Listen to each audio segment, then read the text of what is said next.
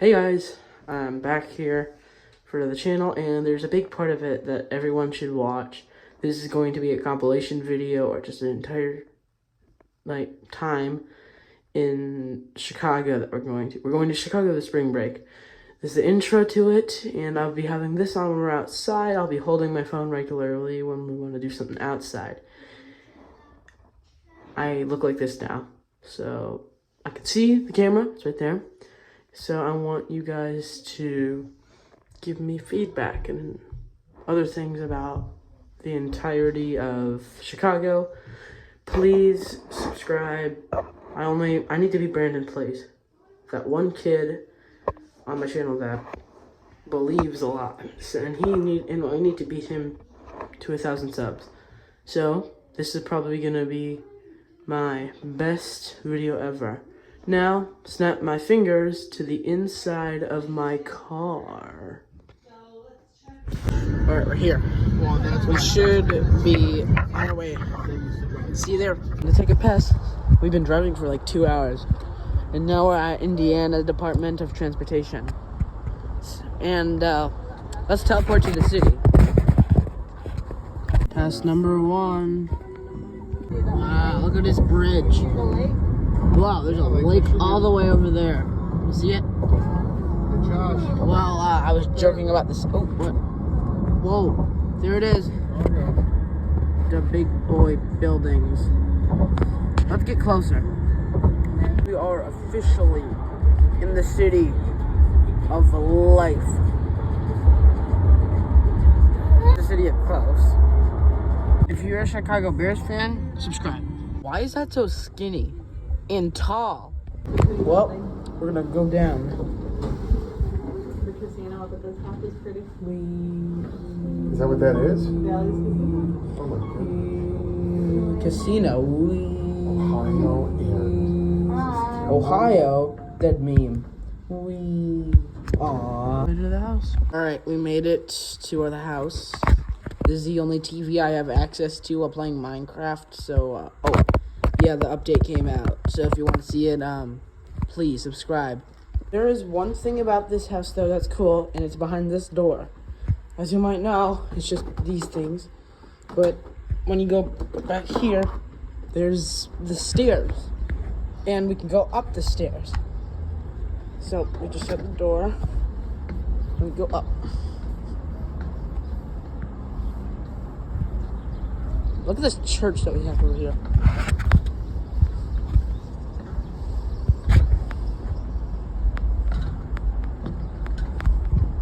We got a lot of views up here. And if you want, you can view the video. Maybe even subscribe, you know? Could never hurt.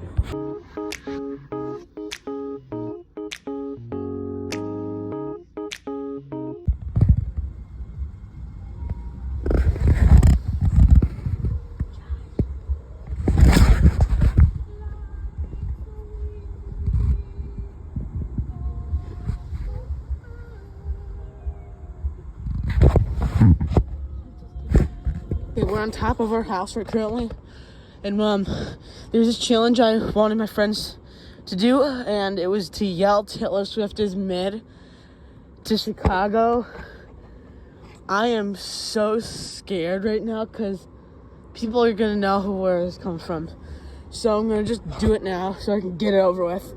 Okay, and you can unsubscribe if you're a Taylor Swift fan.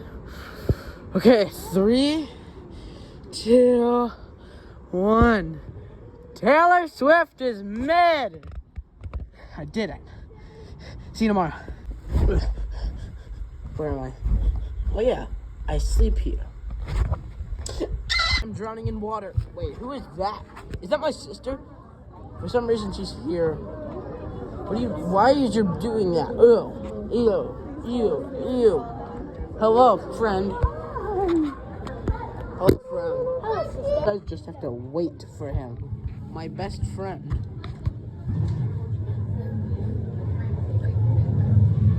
Wasn't I your best friend, Josh? No. Just wait. You don't even know this guy. Yeah, I know him. What's his name? His name's Balaga. He's an octopus. Come on, man. There's Balaga. He's right over there. There's Balaga. Hey, Balaga.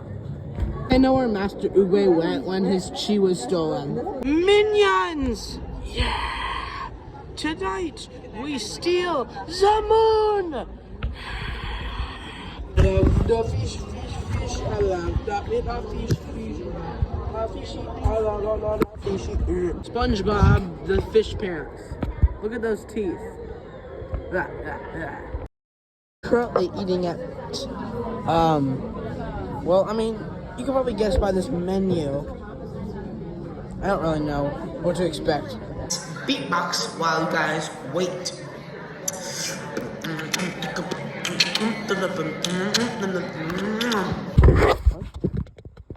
What's this? Oh, Minecraft. And boom, I don't think I've ever had another light bulb before. And there's the lodestone. Time to place all the facts. It appears I've made another miscalculation. This flower needs to be placed on end stone. So...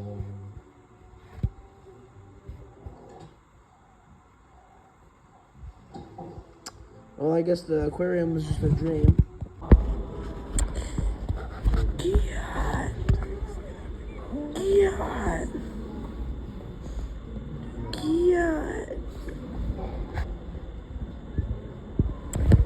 It's a cat. Do your names right now. Cream, ice cream, we don't scream because we're nice kids. I am at what I think is the most expensive restaurant in the world. The Sugar Factory. I'll show you what I get.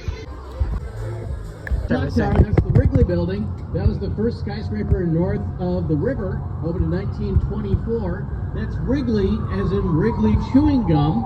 Wrigley, as in Wrigley Field, home of the Chicago Cubs. This entire building is made out of chewed gum and the tears of Cubs fans. It has a beauty secret. The reason this building looks so gorgeous, it's covered in 250,000 glazed terracotta tiles. Glazed nice. Terracotta tiles.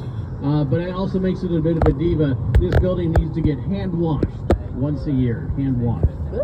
That style of architecture is Spanish Revival. The architect took inspiration from cathedrals in Spain.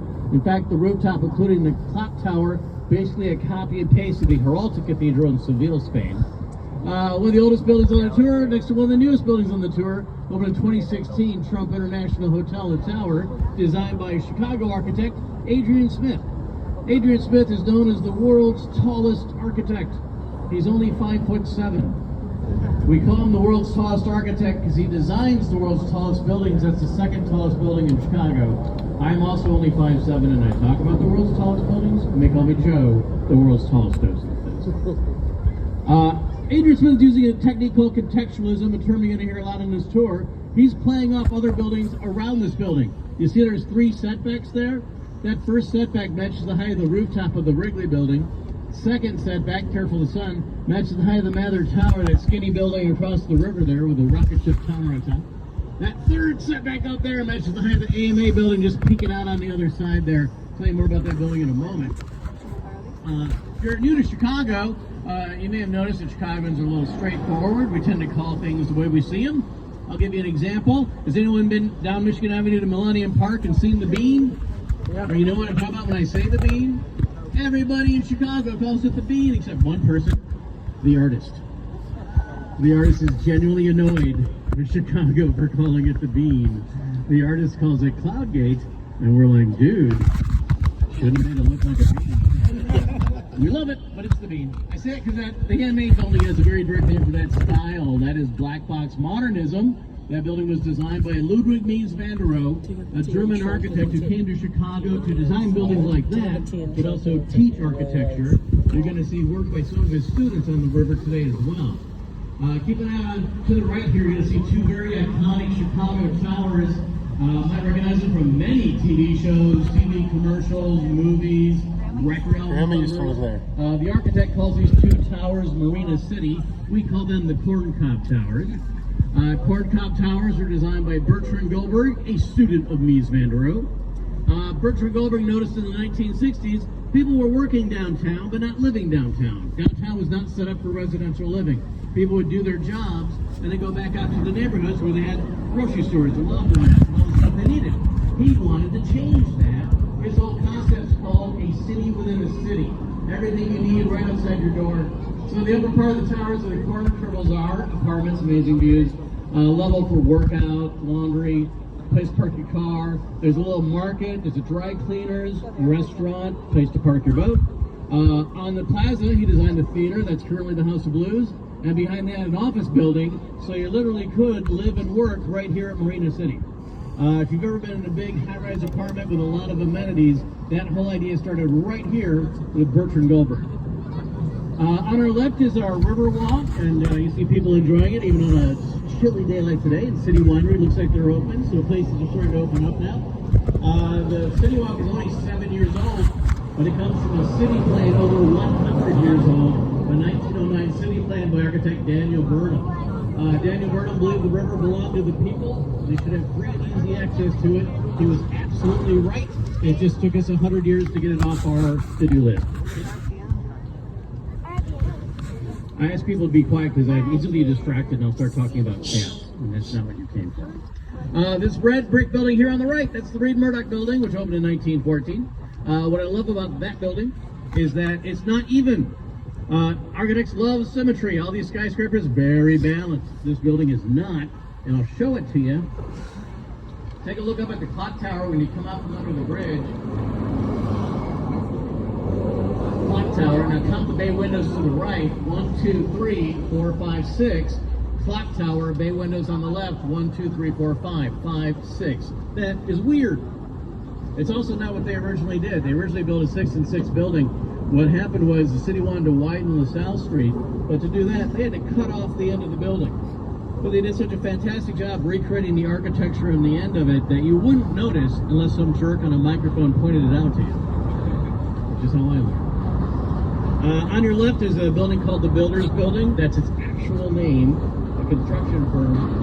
The building was built in the 1920s and then added on to 60 years later in the 1980s.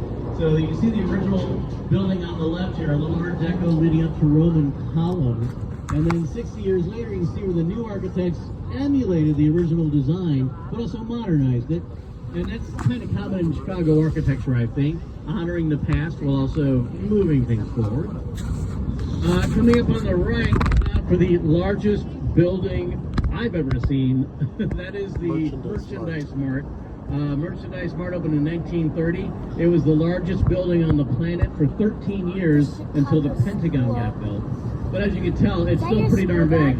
It's 4.8 million square feet. That's probably It's got its own CTA train stop here, a little fire department as well. 4,000 windows on the entire building. Now this is classic Art Deco, and here's how you can tell. It's got those inset windows, strong vertical World's lines widest that building. lead your eyes upward, ornamentation, and made out of limestone.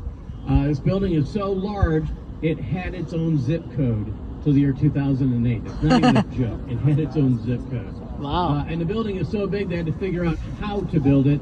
They adapted technology used for building dams, like the Hoover Dam, to build the Merchandise Mart. Straight ahead, we're heading to an area called Wolf Point. This is where all three branches of the river converge. It's also the belly button of Chicago. This is where Chicago started to form as a community of buildings back in 1833. If we were here then, we'd be looking at a trading post, a post office, a church, a hotel, and 3 taverns, because it's Chicago. Now it's a contextualism bonanza, with most of these buildings being built in just the last 5 to 7 years. Pretty amazing. Careful of the sun coming up there. The building straight ahead of us is called River Point, which opened in 2017. Now, as we get a little closer and curve and go down the South Branch, take a look at the foundation here. There's a strong parabolic arch. That's structural. That is holding the building in place. At the top of the building, careful sun again, there's another arch that counters it. That's just for design. They call that building River Point. We call it the Hot Pocket Building. You'll notice the Hot Pocket Building has a series of portals underneath it. Those are exhaust fans. because trains run underneath that building, Amtrak trains and Metro trains down to South Branch. We'll probably see some of them as we go down to South Branch. But that's why they have that arch. They couldn't cut down and dig into the ground there. Next door is 150 North Riverside. Look at that foundation. It looks like it almost comes down to a point. This is interesting. Developers had this area of land, but they had two big challenges. They couldn't build all the way to the river's edge because there's actually a law in Chicago now. You have to allow for 30 feet of public access so anyone can go enjoy the river. On the other side, you can see they built a little something. It's a glass atrium, but it doesn't go below street level because if you cut down on that side, you hit railroad tracks and that makes Amtrak angry. So developers were like, we can't build a building here. And architects were like, hold my beer. What's going on? You see a lot of concrete right there, right? There's a lot of concrete going on. Underneath the building, there's a series of caissons.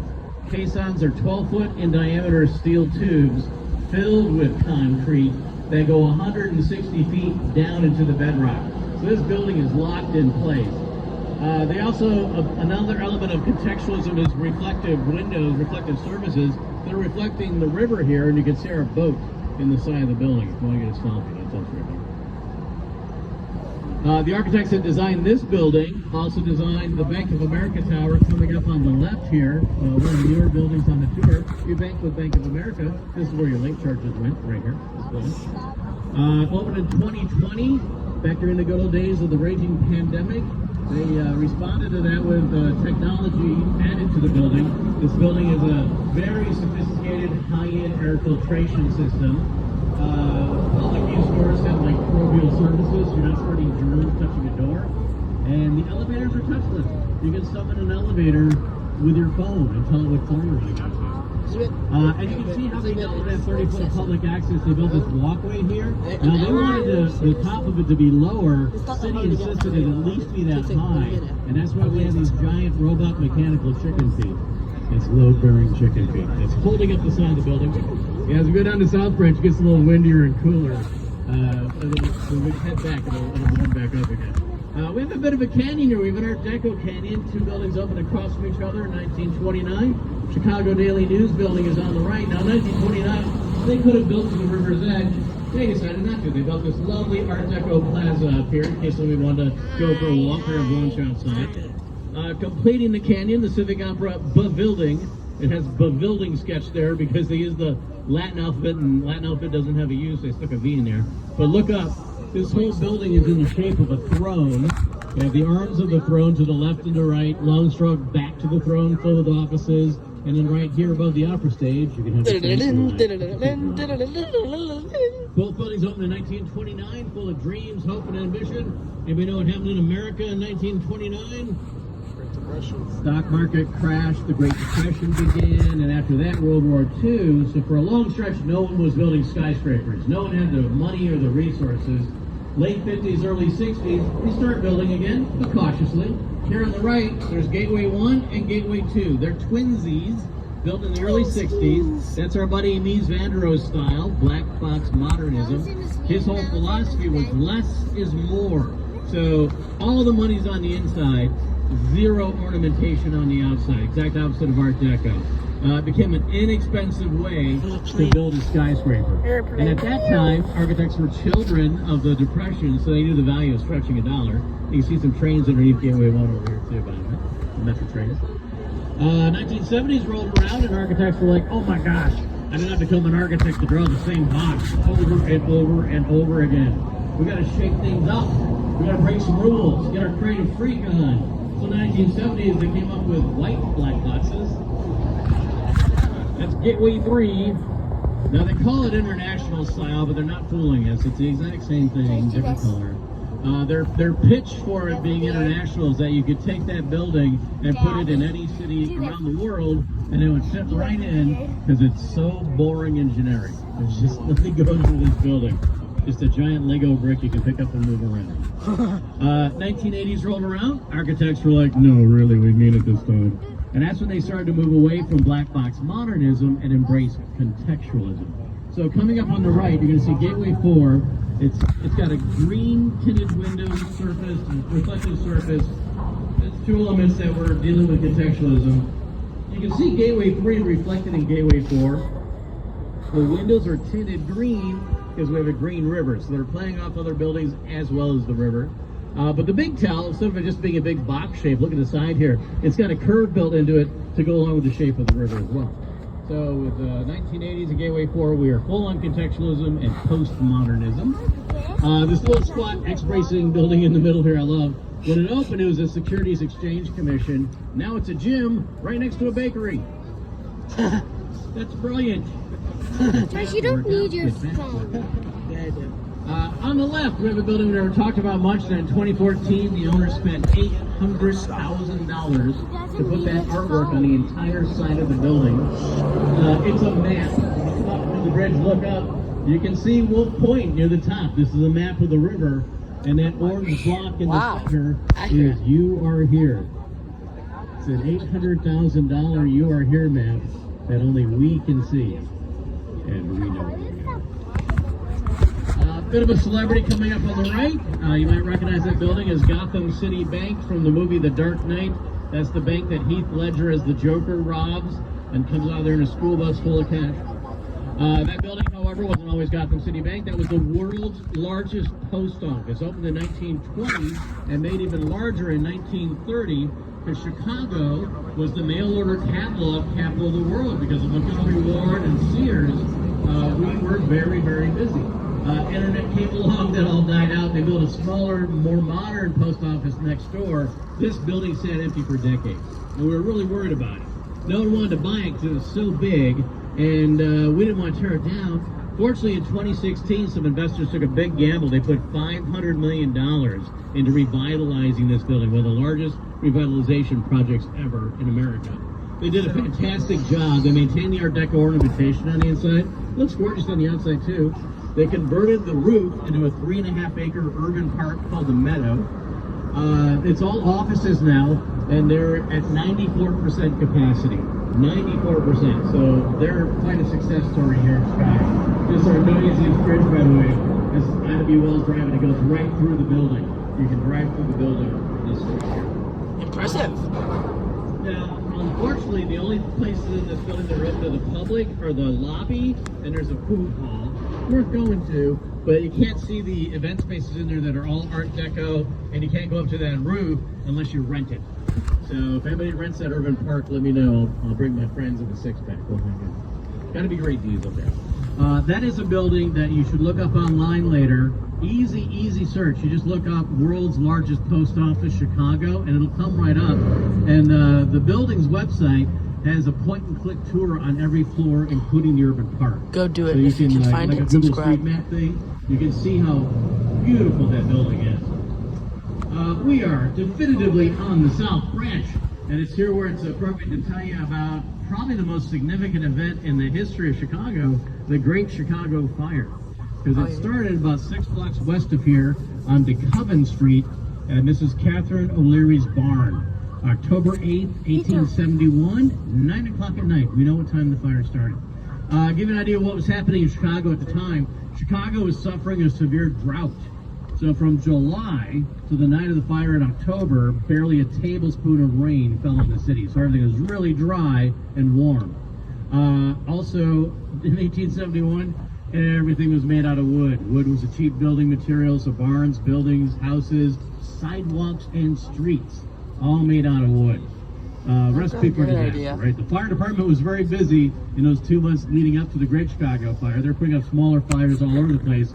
City put lookouts in towers to keep an eye on the city. And a lookout saw Mrs. O'Leary's barn go up in flames and immediately sent a fire brigade to the wrong address. Took them 45 minutes to get there. By then, game over. Not only was everything dry and flammable, there were 30 miles per hour winds coming from the southwest. Chicago is a windy city, but 30 miles per hour wind is strong, gusty, crazy wind. That wind was blowing sparks and flames towards the river.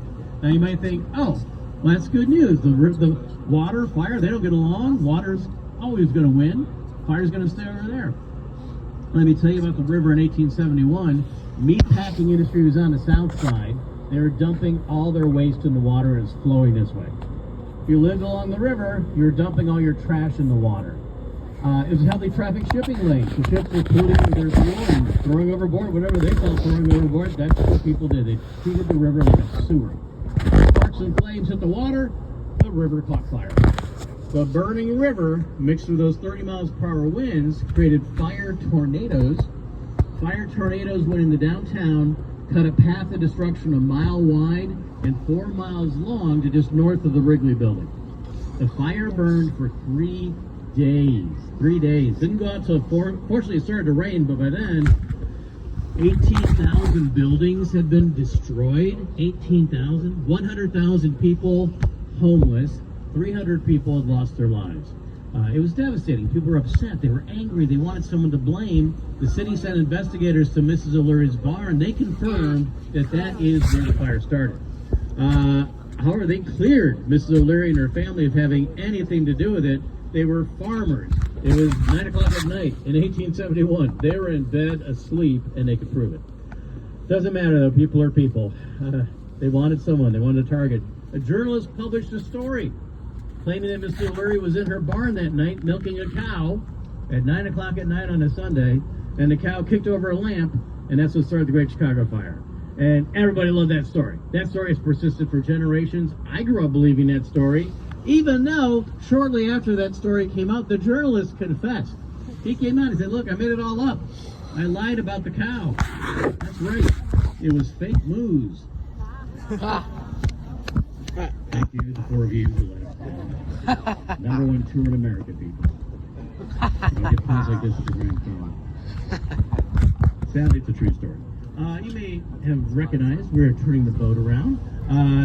It's a great opportunity for you to stretch your legs, go visit Ray at the bar, visit the bathrooms, or check out the view of downtown from the South Branch. I'll be off the mic for a few minutes. If you have any questions, just come on up and I'll have to answer them for you. Second part. The idea was to build that building, fill it up, build another one, fill it up, build another one, fill it up, all the way down to the bridge. You'll notice there's just one building. When they built this in the early 1980s, this neighborhood called the South Loop was very dead at that time. There was nothing going on down here. South Branch was way polluted. It was so polluted it stank. Some people did not want to move down here. We're lucky this building's still here. Now this neighborhood's thriving. Our river's thriving. I've got friends who live here. It's the same concept on a smaller scale. Place to live, level for stores. The level with the white curtains is a daycare center, and underneath a place to park your boat. New buildings have been going up right and left here in the South Loop. The building just on the other side of River City is the Reed Building. That's all apartments and condos, and a year and a half ago, it was not even there. That building went up so fast. They just stopped construction on it a few months ago, but people are already moving in. You can see furniture on the balconies and in the windows there. So South Loop is definitely a hopping place right now. The fire was devastating, but we're Chicago. We bounced back spectacularly. Within a year, 1 million people moved to the city and started rebuilding. And the rebuilding went so well, the city wanted to show it off. So they hosted the 1893 World's Fair, also known as the Columbian Exposition. Now, the city did something really smart. They asked architect Daniel Burnham to design it. And he's the guy that had the Riverwalk idea. He got a bunch of other world-class architects together, and they just had a field day. It was a very, very successful World's Fair, one of the most successful ever. And it went so well, the city was like, hey, Daniel Burnham, good job, buddy. We were wondering what it would be like if an architect had a plan for us, had a vision for us to follow. And that's when he came up with that idea in the city. He was building on a trend that was happening in other cities called City Beautiful, where they wanted to have some conscious design to their city and have it be a source of pride for people. So his vision for Chicago is that it'd be a city surrounded by a garden. So if you live in Chicago, you know this. If you're visiting, you may have picked up on it. There are a lot of public parks in Chicago.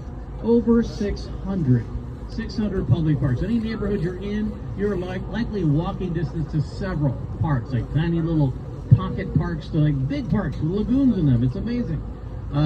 Daniel Burnham also believed the lake belonged to the people. So we have 25 miles of public land along our lake shore. So anytime you want to walk up to the lake and check out the lake, you can for free.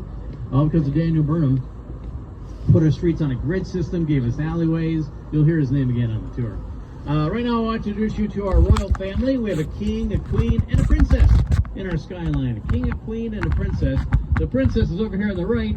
See that Art Deco building with a dark pyramid on top of it and a statue on top of that? That statue is Ceres, the Roman goddess of agriculture. Ceres is where we get the word cereal. The reason Ceres is on that building, that's the Chicago Board of Trade, and when it opened in 1930, grain commodities, super popular here in the Midwest. Queen and Straight has that salmon-colored building with the crown on top. That's 311 South Wacker. And when they opened it in 1990, that crown lights up. And when they lit it up in 1990, it was filled with 1,800 fluorescent tubes. It was so bright, it messed with the migratory patterns of birds that mistook it for the moon. So we learned to be lights. We don't need to have our lights be that bright. They've long since switched them out for LED lights. Now the entire city of Chicago dims their lights at night during migratory season. We also put a sign up there that says moon with an arrow pointing up. I think that helps. Behind the Queen, the King of Chicago, the Sears Tower. Yay!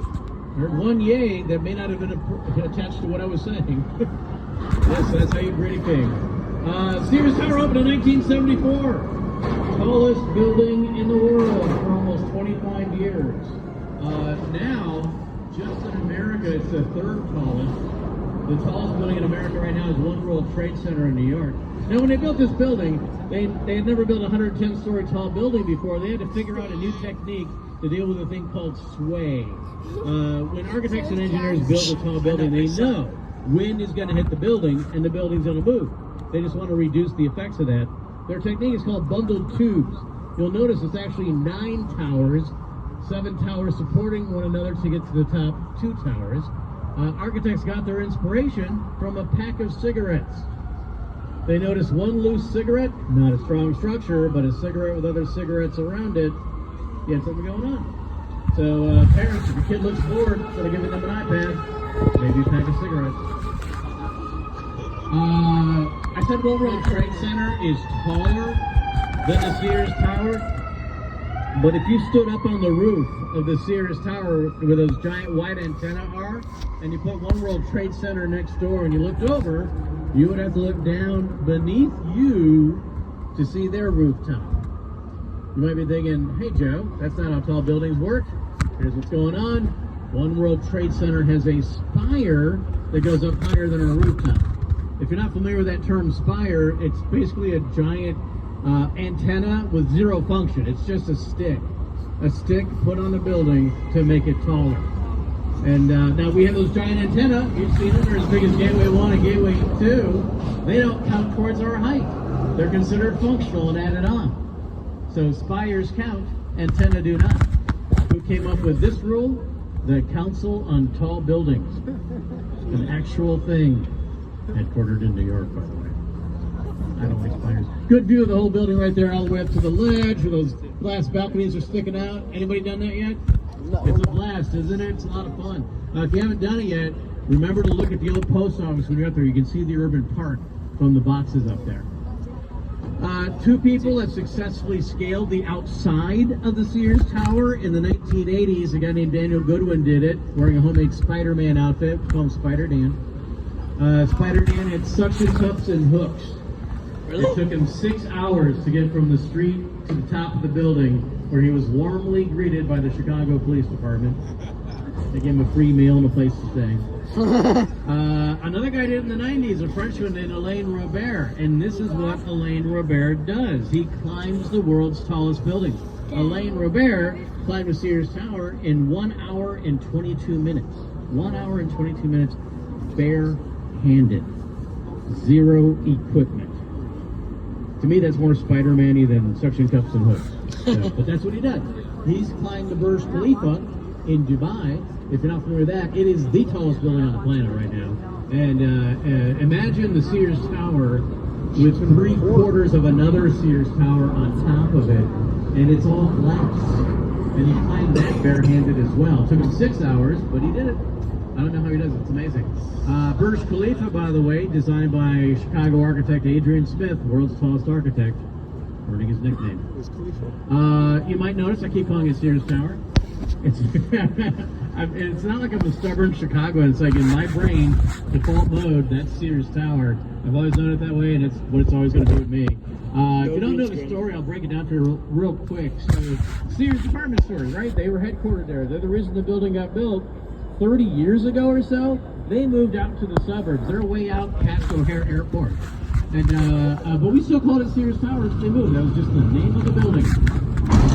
About 15 years ago, an insurance group from Great Britain wanted to open offices in America, so they put them in Sears Tower. And while they were negotiating their office contract, they paid a lot of extra money for the naming rights. And the owners were more than happy to take that extra money. But I got some gossip for you on this VIP tour. That Give me naming rights coffee. contract that they signed was only for 15 years. It expired. It expired at the end of next year. Of last year. It expired at the end of 2020. What is it? 24 now? 23. They're not going to renew it. They're not trying to renegotiate it. They're not doing it. They just let it go. Nobody's talking about it. It's really weird. I asked them at the Sears Tower, like, so do we call you Sears or Willis? What do we do? And like, we don't care. They have no invested interest in what you call them. However, I hope what they don't do is open up the naming rights to a bidding war, because then it could be nasty. We might get Mountain Dew Tower, Cool Ranch Dorito Tower. That'd be fun. That'd be fun. Hey, we're coming back up to 150 North Riverside over here. Now, I told you about bundled tubes for the Sears Tower and how they deal with sway. They do something interesting in 150 Take a picture North Riverside. and put on Perfect Things on the I love how TikTok. the clouds are reflected on the side there. That's contextual they're in. Near the top of the building, on the inside, they have inertial slosh dampers. Inertial slosh dampers, my 3 favorite words to say in a row on the tour. That means there's 160,000 gallons of water up there. 160,000 gallons of water. And wind hits the building, the water sloshes around, and that sloshing movement dampens the effects of the wind hitting the building. I don't fully understand how it works, but that's how an engineer explained it to me. So, inertial slosh damper is quite common in a lot of the new skyscrapers these days. Straight ahead are the Wolf Point Towers. On the left is Wolf Point West. On the right is Wolf Point East. And in the middle, of course, Salesforce Tower, because they have the naming rights. Those buildings, only 5 years old. That used to be a vacant lot. For decades, it was just a vacant lot. We never had any reason to talk about it. A vacant lot owned by the Kennedy family. Joseph Kennedy bought that land during the Depression. He also bought the Merchandise Mart, owned that for about 13 years, but he sold that, but kept that land. And it's still owned by the Kennedy family. They have interest in these towers. If you're not familiar with the name Joseph Kennedy, he's the father of one of our more famous presidents, John F. Kennedy. Immediately to your right is the Nuveen building. Now, the Nuveen building is classic contextualism, right? It's got reflective windows. Some are tinted green for the river. Others have a lighter tint to them to better reflect other buildings in the sky. And of course, the big tell is the shape of the building. It's got a curve built into it to go along with the bend of the river that we're currently on. Fits right in with all these newer buildings. Nuveen building opened in 1984, and you've seen it if you've ever seen the movie Ferris Bueller's Day Off. That's where Ferris Bueller's dad works. There's a scene where he looks out his office window at the parade below from that building there. And if you haven't seen Ferris Bueller's Day Off, you might want to check it out after visiting Chicago. They do a nice, fun tour in the middle of it. Speaking of movies, starting in a few weeks and running through the end of the year, you'll be able to see a movie projected on the side of the Merchandise Mart. The entire side. 2.5 acres of projected image. It's a project called Art on the Mark. They've been doing it several years, I think for as long as the Riverwalk's been open. It's a collaboration between the City of Chicago and the Art Institute.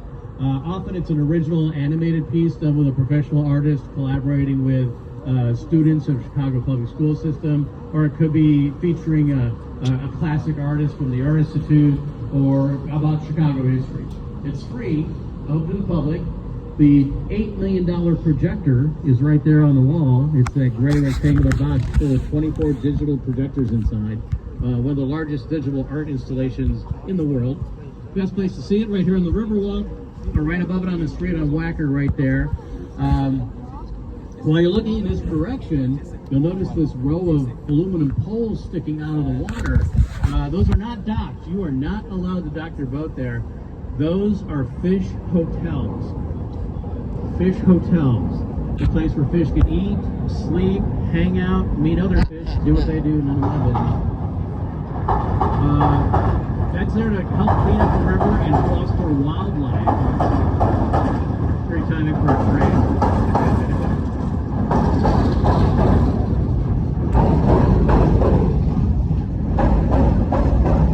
We did a survey of the river back in the 1970s just to see how what the wildlife was like. There was only 10 species of fish living in the water. That's not good. We've been aggressively cleaning up the river and doing things like fish hotels over the last few decades. They did a survey recently. We're over 70 species of fish, which is great. Some aquatic animals are starting to show up like beaver and otter, mink and muskrat. And over the summer on the North Branch, some Chicago kayakers discovered a giant plump snapping turtle just chilling out next to a bridge. And they took a video of it, and environmentalists saw it, and said, that's good news. It means our river's getting really healthy. They still say you should not swim in it. Take a look to the right. We have an amazing row of skyscrapers here. They're all very distinct. They all have different styles of architecture, all built over the last 50, 60 years. Take them all in, then I got a question for you. Out of this row of skyscrapers, can you pick out the building we call the Danny DeVito building? Any guesses? Any guesses? 55 West Wacker, that short, stout, angry-looking building. That style of architecture, believe it or not, is called brutalism. Brutalism was very popular in the 1960s. It was a very turbulent time in America, and developers wanted a style of building that showed power and strength. So a lot of government buildings were built using brutalism. A lot of schools used it for their campuses, hospitals, libraries. When that building opened, it was the headquarters of Blue Cross Blue Shield. Now it's all apartments and condos.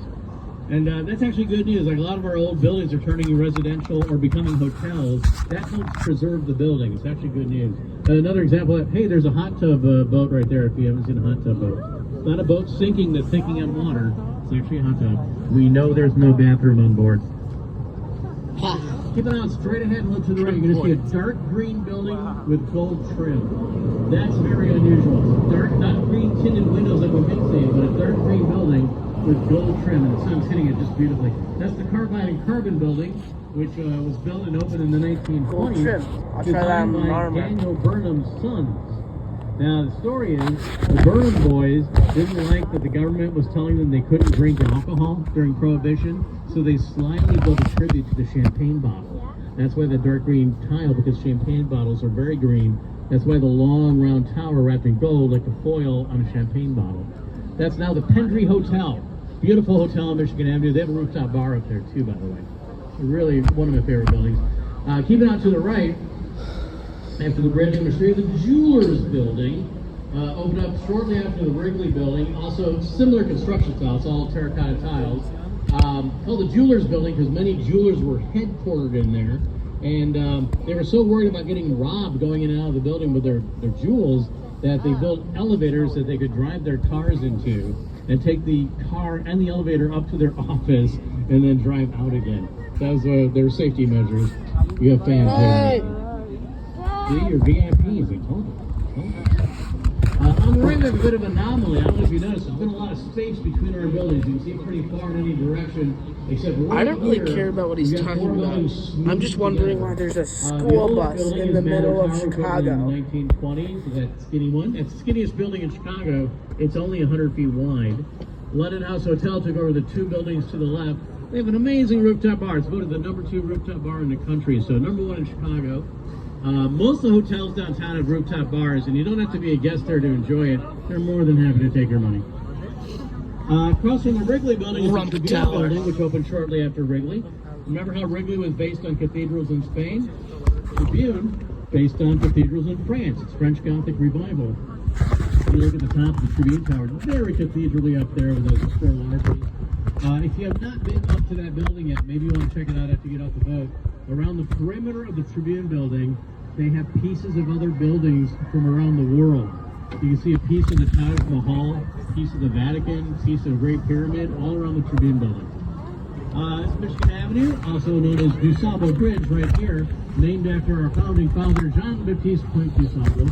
He was the first non-indigenous person to settle in the area in the late 1700s. He started a trading post which brought commerce to the area. It's not a city. To Chicago being born.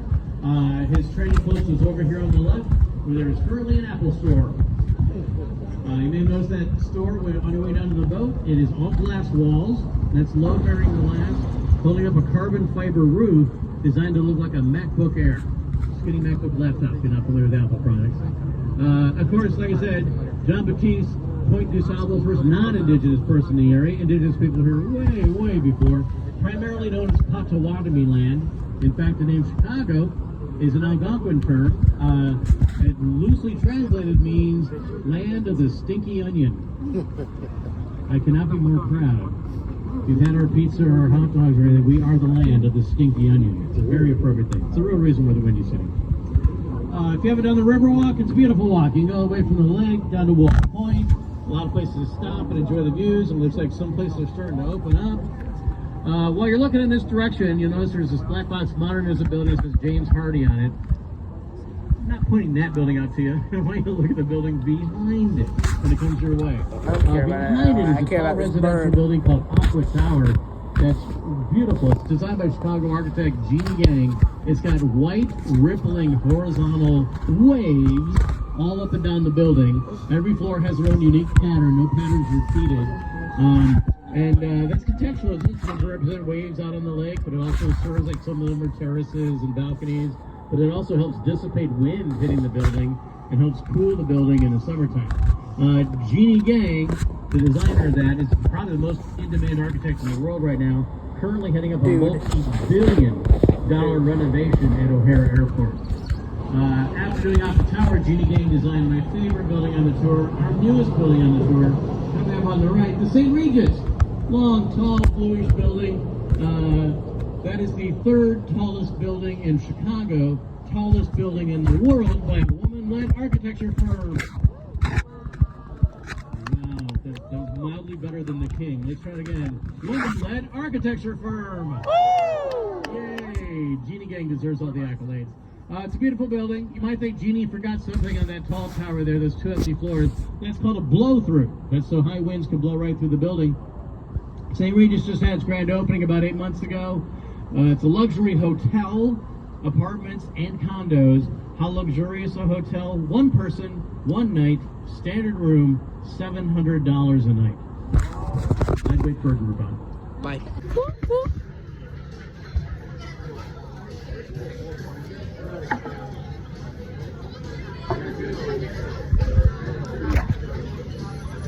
Alrighty. Let's open up a mug rubber. Stare at some black for a second. Okay, rub there.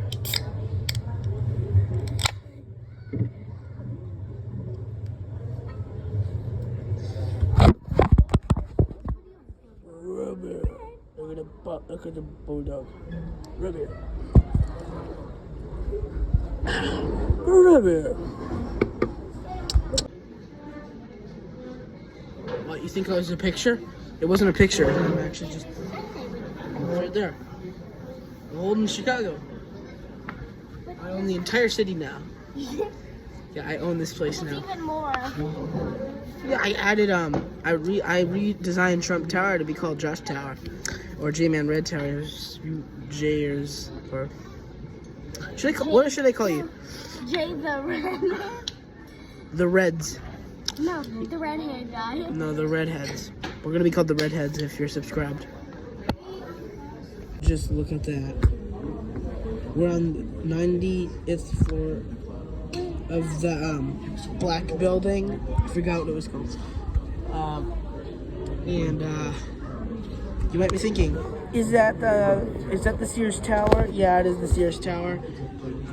We are really high up, and this is the highest you can go in the tower. It's real. The entire thing is real. See. Okay, I was just on my VR. That's why I have wrinkles on here. We're finally back home. I hope you enjoyed the video. Hope this gets us a lot of subscribers, please. I really need it.